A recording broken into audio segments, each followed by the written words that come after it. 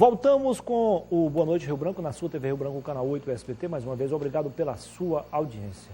Temos aqui o apoio do Supermercado Araújo, Araújo Mix e também da New Flex, que representa aqui no Acre os colchões Conforto Mag, colchões magnéticos, tá? Muito mais que um simples colchão, um aparelho que vai lhe proporcionar muito mais qualidade de vida. A você, claro, e toda a sua família, tá? Muito bem. Tenho o prazer de voltar a conversar com o delegado Emilson Faria, secretário de Segurança. Secretário, no final do bloco anterior, falava de algumas pessoas que usam as redes sociais para prestar um desserviço, né? É por isso que há uma diferença entre comunicação social com jornalismo, informação e jornalismo. O jornalista, antes de publicar qualquer coisa, vai apurar. Pelo menos o bom senso manda isso. Agora, as pessoas que não têm nenhuma responsabilidade... Agora, nesse intervalo todo, nessa confusão toda, é bom que se diga, né, secretário, que teve muitas pessoas que acabaram ajudando mesmo. Muitas pessoas. Nós tivemos o apoio da população. Então, inúmeras ligações para o 190 que fez com que nós nos antecipássemos em inúmeras ocorrências que poderiam causar um distúrbio social. A imprensa colaborou de maneira decisiva, né, não divulgando aquelas situações em que nós não tínhamos a confirmação por parte da fonte oficial, que era a própria Secretaria de Segurança Pública. Então, a imprensa teve muita maturidade e compreensão com o momento.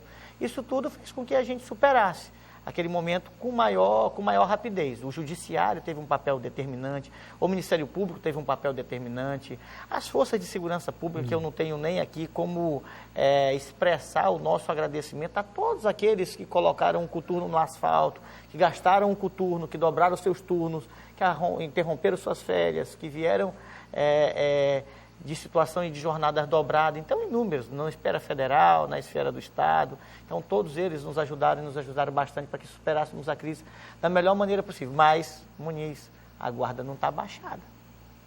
Nós estamos fazendo ações. Outras ações ainda virão. Então, nós temos um conjunto de ações que eu sempre disse. Nós lançamos um plano tático operacional de segurança pública com 21 ações.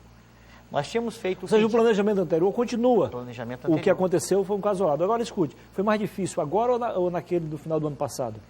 São situações que a gente não dá nem para a gente dizer o que é mais fácil, o que é mais difícil. O fato é que, nessa situação específica, nós tivemos características diferentes.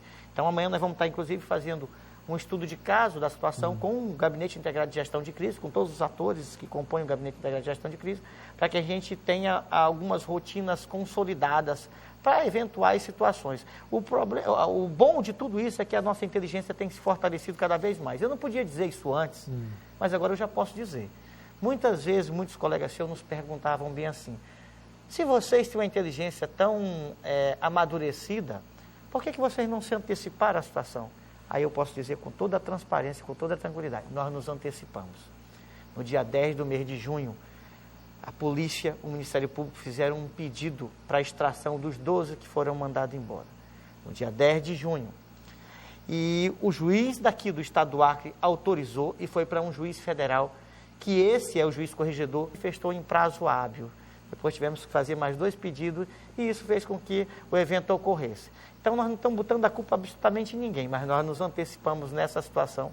E essa situação acabou tendo um hiato por conta da decisão, não do juiz aqui do Estado, mas do juiz federal de Mossoró, e acabou fazendo com que o evento ocorresse. Agora, são quantos transferidos? Nós transferimos 12 naquela oportunidade, como eu disse, isolamos mais outros tantos dentro da unidade prisional Antônio Amaro Alves. Fizemos inúmeras prisões, mais de 100 prisões ocorreram nesse período, e outras situações certamente ocorrerão. Por que, Muniz? Eu estou dizendo que nós temos um planejamento, e esse planejamento vai continuar com as suas ações. A contratação de 220 para fortalecer o sistema prisional faz parte do planejamento. O fortalecimento na entrada e na saída, na fiscalização do presídio, faz parte do planejamento. Agora, deu para identificar aí, o secretário, claro, os cabeças pensantes são bandidos perigosos, de alta periculosidade. Agora, os que estão executando, normalmente, há casos, digo, que são pessoas que estão começando a vida no crime agora, estão se deixando levar. O que atrai essas pessoas? Falsas promessas, secretário? Deu para apurar isso? Tem casos e casos. Vantagens? Tem casos e casos. Tem casos de pessoas que são meros usuários de entorpecente. Isso. Aquelas pessoas que são meros usuários de entorpecente, se você disser para ele bem assim, ele sob a torpeza, naquele momento que ele está entorpecido, você disser para ele, vai lá e joga uma pedra no ônibus, ele vai jogar. ele vai jogar, infelizmente. Isso é uma situação que uma pessoa dessa precisa mais de ajuda, talvez ajuda médica, né? Porque é uma pessoa que não está em sã consciência, mas quando você tem o tráfico dizendo para ele faça isso, ele vai e faz. Mas tem aquelas pessoas que arquitetam, esse tipo de situação, e tem aqueles que financiam esse tipo de situação. Então, essas pessoas estão devidamente identificadas e, como eu disse, nós vamos continuar com as nossas ações. Importante que nós continuemos com o bloco na rua, e o nosso pessoal está na rua, para que nós não deixemos que essa situação retorne. Então, nós vamos continuar com a intensidade e colocando em prática o nosso plano operacional, o nosso plano tático operacional, que é composto de 21 ações. E muitas delas ainda sequer ocorreram. Certamente amanhã nós podemos até uma, depois da manhã quem sabe outra, semana que vem outra. Então são ações que vão estar acontecendo para e passo, de maneira organizada e orquestrada. O que você chama de gabinete de crise. A Secretaria de Segurança Pública tem um papel de destaque nele. Quem preside o Gabinete Integrado de Gestão de Crise é o secretário de Segurança Pública do Estado. Esse gabinete de crise é um gabinete em que vários atores têm assento. Nós temos assento a Polícia Federal, Polícia Rodoviária Federal, o Ministério Público do Estado do Acre, o Tribunal de Justiça, nós temos as forças policiais, Polícia Militar, Polícia Civil, Bombeiro, Detran, nós temos o Gabinete Militar do município e do Estado, nós temos o Exército Brasileiro que compõe. Então, nós temos um conjunto de atores e que é coordenado pela Secretaria de Segurança Pública para que nós façamos cada um o seu papel, cada um a sua atribuição constitucional e legal, mas para convergir para um objetivo único, que aquele objetivo único era conter a escalada criminosa naquele momento em que nós tivemos uma crise posta. Eles andaram pulverizando também em algumas ações criminosas no interior, né? Municípios diferentes. Nós tivemos situações no interior, nós tivemos uma situação em Cruzeiro do Sul, que guardava relação, nós tivemos mais de 20 pessoas presas, inclusive o 01 de Cruzeiro do Sul foi preso. Nós tivemos uma situação que ocorreu em Chapuri, e em Chapuri não guardava nenhuma relação com a organização criminosa, na verdade não se tratava de... era uma situação de vandalismo mesmo, o pessoal foi preso e lá não tem presídio, então não guardava nenhuma relação. Tem gente que acaba entrando na onda, tem gente que é do mundo do crime, tem gente que pratica furto, tem gente que pratica roubo e que vê aquela situação posta em razão da incidência e daquilo que está tão agudo, acaba dizendo, olha, eu vou fazer ali também, né? Essas pessoas fizeram isso aí, encontraram a polícia. Teve gente que gravou vídeo fazendo apologia ao crime, foram presos e depois até gravaram o vídeo se retratando, pedindo desculpa, isso e aquilo outro. Então acontece de tudo num momento como esse. E aí a gente compreende a situação, quando a gente fala aqui, Muniz, que as redes sociais viralizaram algumas coisas que não condizia e que não era a verdade real e acaba causando um clamor público grande, destoando da normalidade, mas a gente entende, o cidadão comum, quando vê uma situação como aquela, que não é situação de normalidade, é claro que ele fica apavorado. Cabe a nós restabelecer a ordem, colocar as coisas no devido lugar, como de fato fizemos, e cabe a nós continuar com a mesma intensidade, com a mesma energia, para que a gente não permita que situações como essa voltem a ocorrer. Porque enquanto os terroristas gostam de assumir autorias de determinados crimes, os criminosos daqui, têm interesse em propagar tudo isso, as ações, provar que eles estão fazendo e acontecendo, estão controlando tudo. Eles querem isso, o interesse deles é isso.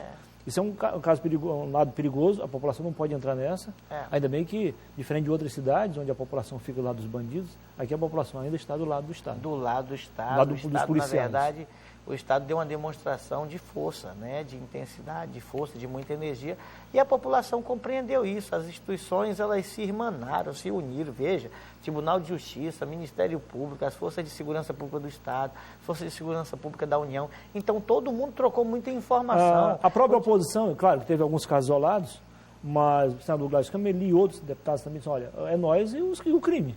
Não tem outra escolha. Então, nesse caso, não dá para brincar com coisa séria. É matéria de interesse coletivo. Quem for maduro o suficiente, quem for equilibrado o suficiente, vai saber que nós precisamos fazer esse enfrentamento adequado. Eu acho, e eu aproveito, inclusive, a audiência do seu programa para dizer que a gente precisa discutir outros temas. Acho que agora é hora de deputados como esse, de senadores, começar a colocar o dedo na ferida. Temos que avançar. São momentos como esse que faz com que a gente faça uma reflexão e tem a obrigação de avançar. Claro. Avançar na legislação, por exemplo. Claro. Eu acho que não Na dá mais legislação, ficar na liberação de verbas específicas, É um né? discurso absolutamente Estrutura. vazio esse. Quando Claro. a gente diz assim que... Outro dia eu vi alguém do parlamento dizendo o seguinte, olha, estão querendo agora responsabilizar o Parlamento Federal por conta da segurança pública. Isso não é obrigação nossa, isso é obrigação do governo do Estado. É obrigação do governo do Estado, sim, mas é responsabilidade de todos. Claro. Assim disse o legislador constituinte. Isso está lá na Constituição, é responsabilidade de todos. E quem pode ajudar numa matéria de interesse coletivo está ajudando a população. Não está ajudando o governador, não está ajudando o secretário de Segurança Pública, está ajudando a população que tem total interesse numa matéria como essa. Se você não assistiu o programa desde o início, eu acabei de entrevistar aqui o secretário de Segurança Pública do Acre, o doutor Emilson Farias. Secretário, muitíssimo obrigado. Parabéns pelo trabalho. É sempre um prazer recebê-lo aqui. Parabéns eu estendo a todos os operadores de segurança pública que estiveram nas ruas. Muito bem. Antes de terminar esse bloco, eu quero mandar um boa noite. Vamos prestigiar quem nos prestigia. Um boa noite especial para a minha amiga Giovana Santiago. É a princesinha lá do bairro Santo Inês, que não perde uma edição do programa. Muito obrigado, então, em nome de toda a equipe. Depois do intervalo, eu volto para conversar com o Edmar Batistella, presidente do Sindicato dos Bancários do Acre. Até já.